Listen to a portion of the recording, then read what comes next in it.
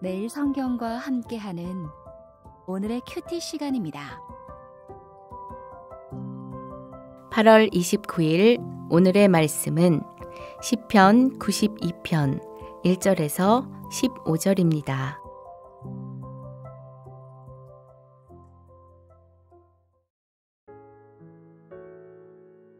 지존자여, 시편금과 비파와 수금으로 여호와께 감사하며 주의 이름을 찬양하고 아침마다 주의 인자하심을 알리며 밤마다 주의 성실하심을 베풀미 좋으니이다. 여호와여, 주께서 행하신 일로 나를 기쁘게 하셨으니 주의 손이 행하신 일로 말미암아 내가 높이 외치리이다. 여호와여, 주께서 행하신 일이 어찌 그리 크신지요. 주의 생각이 매우 깊으시니이다. 어리석은 자도 알지 못하며 무지한 자도 이를 깨닫지 못하나이다. 악인들은 풀같이 자라고 악을 행하는 자들은 다 흥왕할지라도 영원히 멸망하리이다. 여호와여, 주는 영원토록 지존하시니이다. 여호와여, 주의 원수들은 패망하리이다. 정녕 주의 원수들은 패망하리니 죄악을 행하는 자들은 다 흩어지리이다. 그러나 주께서 내 뿔을 들소의 뿔같이 높이셨으며 내게 신선한 기름을 부으셨나이다. 내 원수들이 보응받는 것을 내 눈으로 보며 일어나 나를 치는 행악자들이 보응받는 것을 내 귀로 들었도다. 의인은 종려나무같이 번성하며 레바논의 백향목같이 성장하리로다. 이는 여호와의 집에 심겼으며 우리 하나님의 뜰 안에서 번성하리로다. 그는 늙어도 여전히 결실하며 진액이 풍족하고 빛이 청청하니 여호와의 정직하심과 나의 바위 되심과 그에게는 불의가 없음이 선포되리로다.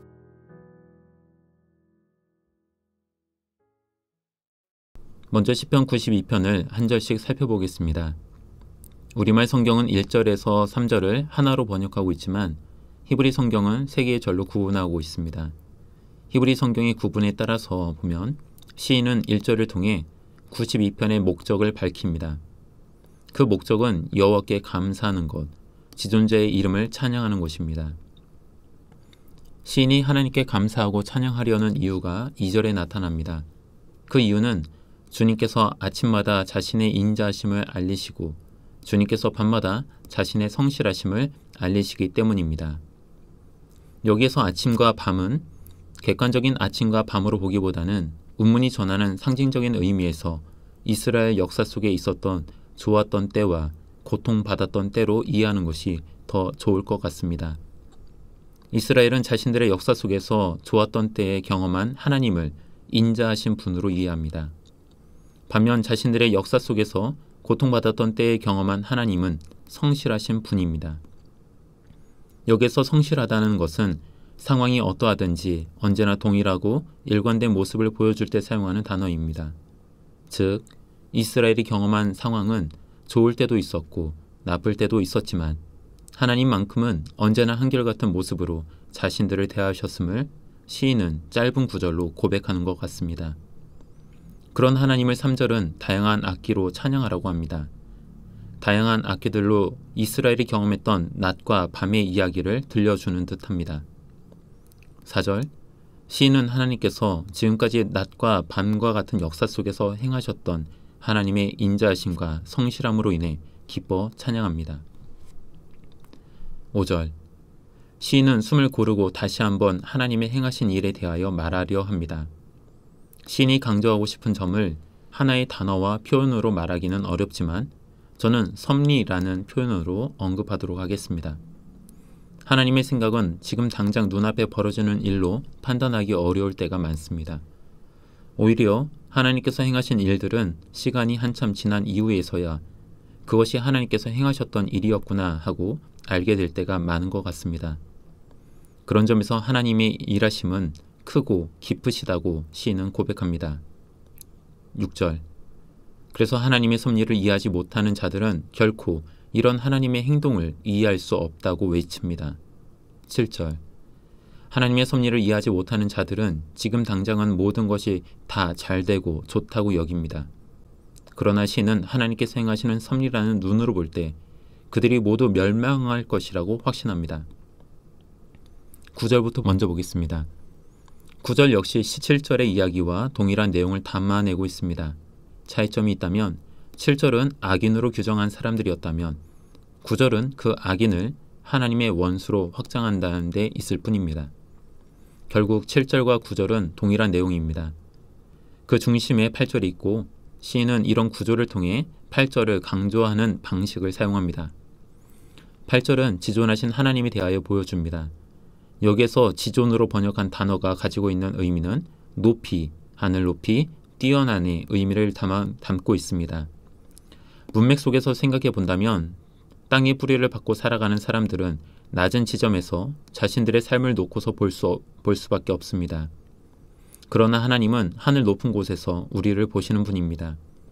우리가 보는 우리네 삶에 대한 인식과 하나님이 우리의 삶을 보시는 시각의 차이가 여기에서 전제되어 있음을 알게 됩니다. 그리고 그런 하나님께서 우리네 인생을 향하여 인자하심을 보여주시기도 하고 악인으로 인해 고통받는 밤과 같은 시간 속에서도 성실하게 일하시는 분이 되심을 우리 역시 알게 되는 것 같습니다. 10절. 시인은 길고 긴 시간 속에서 한결같이 일하시는 하나님에 대한 기대를 가지고 노래를 이어갑니다. 현재의 상황이 낮과 같기 때문이 아니라 오히려 밤과 같은 분위기가 여기에 깔려 있는 듯합니다. 시인은 자신에게 신선한 기름을 부어주실 하나님을 기대합니다. 우리말 번역은 기름을 부으시다로 되어 있어서 이것이 메시아에 대한 내용이 아닐까 하는 생각이 들 수 있겠지만 히브리어는 다른 단어를 사용하고 있기에 메시아에 대한 내용으로 여기기보다 우리를 새롭게 하시기를 기원하는 시인의 심정으로 읽고 이해하는 것이 더 나아 보입니다. 그런 기대가 11절에 포함되어 나타납니다. 시인이 바라는 것은 자신의 삶을 밤으로 만들고 있는 무리들에게 하나님의 성실하심이 나타나는 것입니다. 비록 하나님의 섭리가 지금 당장 일어나길 바라지만 우리는 경험적으로 하나님의 섭리가 오랜 시간을 두고서 이뤄질 수 있음을 알고 있습니다. 그러기에 시인이 원하는 것은 지치지 않는 것입니다. 하나님께서 신선한 기름으로 자신을 세워주시는 것입니다. 하나님의 섭리가 나타나길 기대하다가 스스로 실망하지 않는 것입니다. 시편 92편의 표제어가 안식일의 찬송시라고 붙여진 이유도 여기에 있는 것은 아닐까 하는 생각이 듭니다. 밤과 같은 시간을 보내는 이들이라면 그 시간이 얼마나 길고 힘든지 압니다. 하나님을 신뢰하지만 현실에서 벌어지는 일들을 마주 대하고 있노라면 마치 하나님이 없는 것 같은 기분이 들 때가 있기 마련입니다. 어쩌면 이 시를 시편에 넣었던 이들은 매주 돌아오는 안식일마다 하나님에 대한 우리의 기대를 저버리지 말라는 시인의 이야기를 들려주고 싶었던 것은 아닐까요? 12절. 시인은 이어서 노래합니다.